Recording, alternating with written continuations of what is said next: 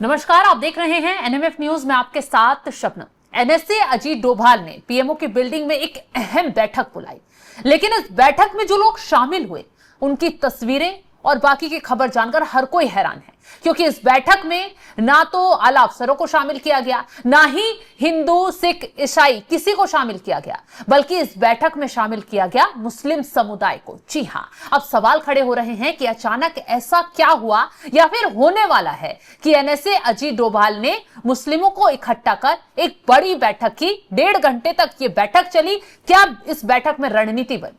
आज इसी पर चर्चा करेंगे, जानेंगे इस बैठक में क्या कुछ खास हुआ। चर्चा के लिए मेरे साथ वरिष्ठ पत्रकार पंकज प्रसून जी जुड़े हुए हैं। Sir, Ajit Doval PMO building में एक बैठक बुलाते हैं, बैठक में मुस्लिम बुद्धिजीवी शामिल होते हैं, बड़े बड़े उद्योगपति भी हैं, पत्रकार भी हैं, उसमें कई और भी कर्मचारी शामिल हैं। आखिर अजीत डोभाल ने इन मुस्लिमों के साथ बैठक क्यों की है? इस बैठक का मकसद क्या है और इस बैठक के क्या मायने हैं? विस्तार से समझाइए।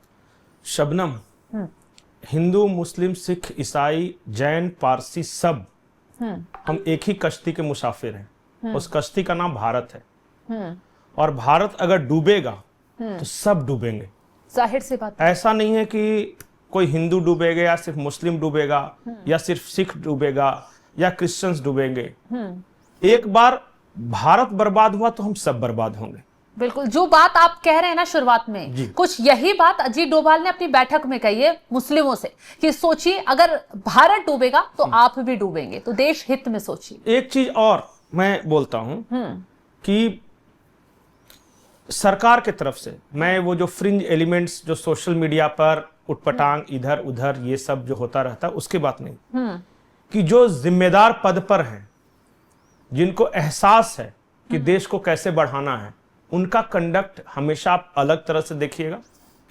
और जिनको मुल्क की परवाह नहीं है या समाज की परवाह नहीं है तो वो फिर कुछ भी करते हैं, वो कुछ भी बोलते हैं, वो नैरेटिव फैलाते हैं।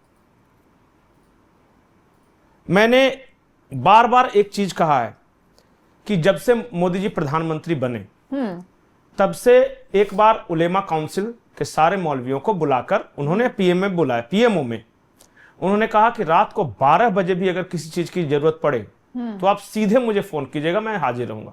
ये बोला था प्रधानमंत्री ने, शायद वो भूल गए। इसके बाद पिछले चुनाव में भी प्रधानमंत्री ने ये पसमंदा भाईजान के नाम से या फिर वोहरा, हाँ नहीं, वोहरा तो मुसलमान तो वो हमेशा से इनके साथ ही रहे हैं।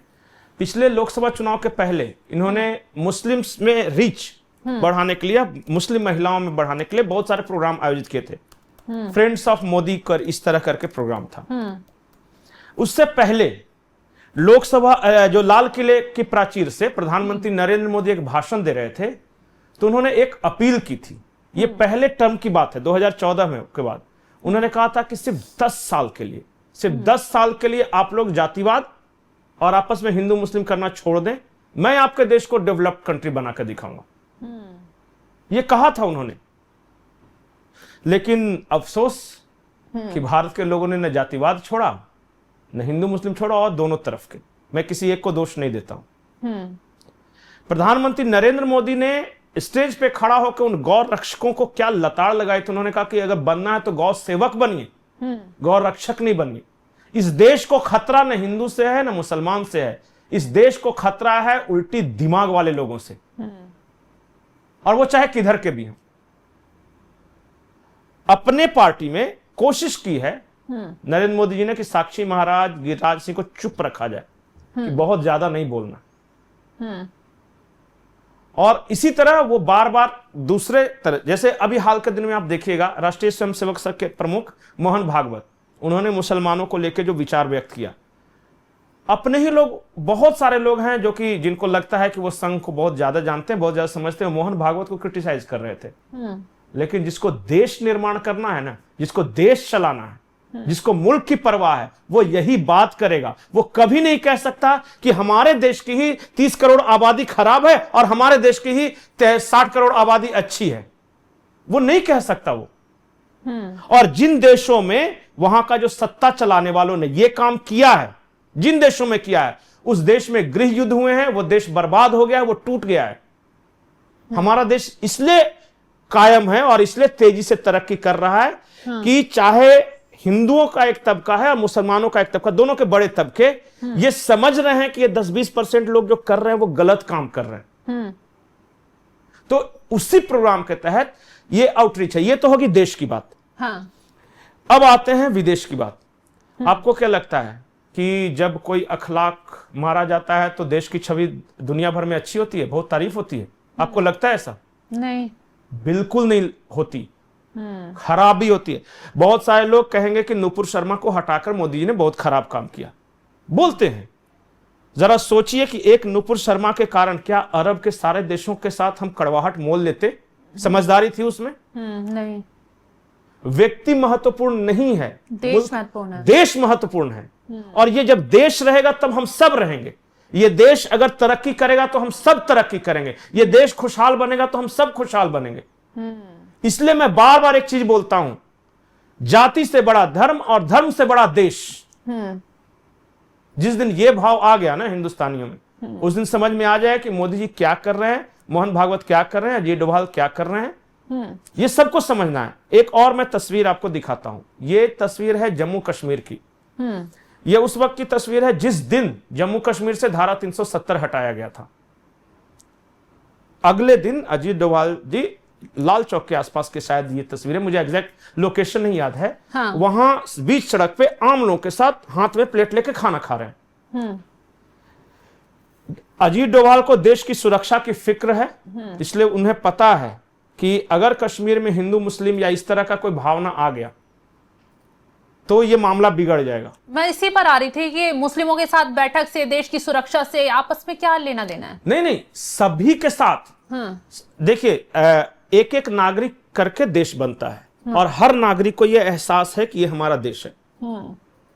और मैंने देखा है कि जब इराक में जब युद्ध हुआ था तो वहां से रेस्क्यू करके भारत की सेना लेके आई थी लोगों को, भारत की सरकार लेके आई थी। उसमें सुषमा स्वराज थी विदेश मंत्री। मैंने दिल्ली एयरपोर्ट पे देखा एक मुस्लिम महिला को, यहां पे एयरपोर्ट से उतरी प्लेन से, आंखें डबडबाई हुई और इस धरती को चूम लिया और ये कहा कि भारत से बढ़िया कोई देश नहीं है मुसलमानों के लिए। वो रोते हुए ये बोल रही थी, बोली कि हमने देखा है बाबू वहां पे क्या है। भारत से अच्छा कोई देश नहीं और भारतीय हिंदू या मुसलमान से बेहतर कोई पड़ोसी नहीं। आज सब कुछ ठीक चल रहा है तो चर्बी चढ़ी है। जिस दिन ये मामला गड़बड़ होने लगेगा तो सबको दुख होगा। ये लड़ाई अगर आप जो कर रहे हो, मैं सभी को बोलता हूं जो कर रहे हैं, और सबको एहसास होना चाहिए इस बात का, यही काम सरकार बताने की कोशिश कर रही है कि मेरा मिशन या सरकार का मिशन है देश को आगे ले जाना, तरक्की करना। हम लड़ रहे हैं अमेरिका से, हम लड़ रहे हैं चाइना से, और उस लड़ाई में अगर जीतना है तो फिर आपस की लड़ाई बंद करनी होगी। जाहिर सी बात है, गृह युद्ध खत्म होगा तभी तो आगे बढ़ पाएंगे। अगर आपस में ही दरार पैदा होगी तो कैसे लड़ पाएंगे? अब देखिए ना, मोदी जी की बुराई किस बात को लेकर होती है? जो सवर्ण है वो कहते हैं कि अंबेडकरवादी हो गए। जो अंबेडकरवादी हैं वो कहते हैं कि ब्राह्मणवादी मनुवादी हैं। बीजेपी पार्टी वो है। आरएसएस के मोहन भागवत के हिंदू इसलिए खिंचाई कर रहे हैं कि ये तो मुसलमानों के फेवर में बोल रहे हैं, और मुसलमान इसलिए खिंचाई कर रहे हैं कि वो तो हमारा दुश्मन है। तो जो पिता जो परिवार चलाता है ना, उसको घर का हर सदस्य ताना देता है कि आपने हमारे लिए किया ही क्या है। बस उसको अपनी जिम्मेदारी निभानी होती है, और जिसको इस जिम्मेदारी का एहसास है, चाहे वो अजीत डोभाल हो, चाहे मोहन भागवत हो, प्रधानमंत्री मोदी हो, या जो भी जिम्मेदार पद पे हो, हमारे आर्मी चीफ हो या फिर जो भी हैं, जिनको एहसास है, हमारे साइंटिस्ट हो, वो देखिएगा उनका बिहेवियर अलग रहेगा। और ये जो उछलते कूदते रहते हैं लोग, जिनके ऊपर कोई किसी तरह का बंधन नहीं है, मैं आखिरी में सिर्फ यही बोलूंगा कि तोल मोल के बोल। हमारे यहां एक प्रोग्राम आता था पहले तोलो जुबान को, फिर देखो कि उसका मोल क्या हो सकता है, और तब बोल।